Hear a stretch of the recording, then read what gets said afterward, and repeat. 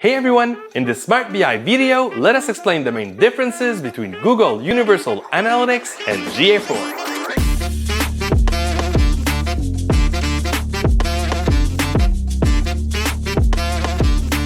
If you're involved in marketing or digital, I'm pretty sure you've heard about the official replacement of Google Universal Analytics with GA4.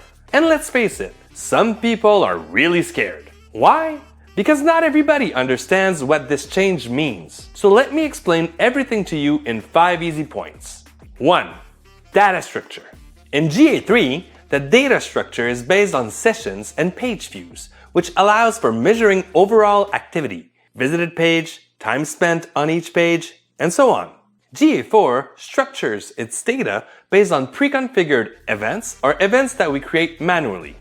Doing it this way allows us to capitalize on specific actions performed by users, such as clicks, conversions, and interactions with elements on your page. When events are properly instrumented, it enables a much more granular and relevant analysis. I guarantee you that. 2. Conversion tracking. If Google Universal Analytics, the old one, required manual configuration for measuring conversions, well, good news. GA4 offers a much simpler configuration for tracking conversions. How? With predefined events and more flexible goals. So it's easier to instrument your conversions and primary events without limiting yourself to creating your own custom conversions. 3. Multi-platform integration.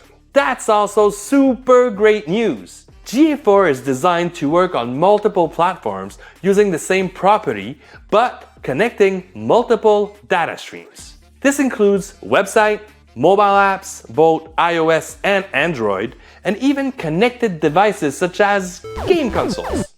It allows for a more comprehensive view of user behavior across different platforms. 4. Artificial intelligence and machine learning. Yeah, the famous AI.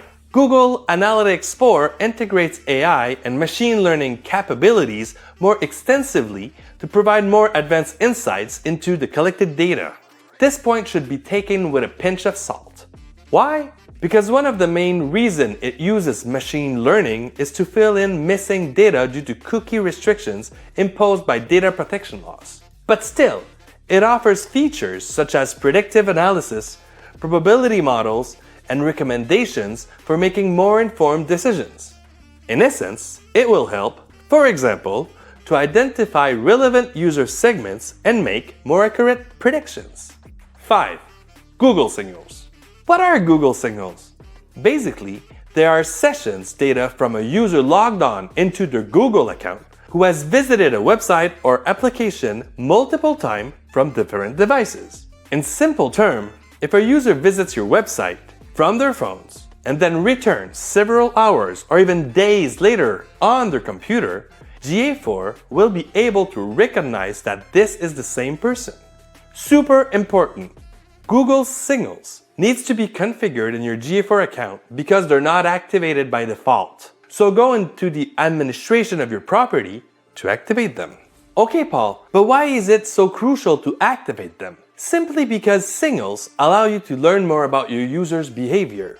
They enhance your opportunities in terms of multiple device remarketing, provide you with information about demographic data and interest of users logged into their Google account. So yes, it's true, we didn't have a choice but to switch to GA4. But let's say it, this transition is a small revolution in data analysis itself. That being said, if the GA4 interface scares you, because yes, you'll need to relearn it and configure it according to your needs, I invite you to check out the SmartBi dashboards that can help you get a clearer understanding much more quickly. Oh, and by the way, if you like that video, feel free to like it and subscribe to our YouTube channel. See you soon!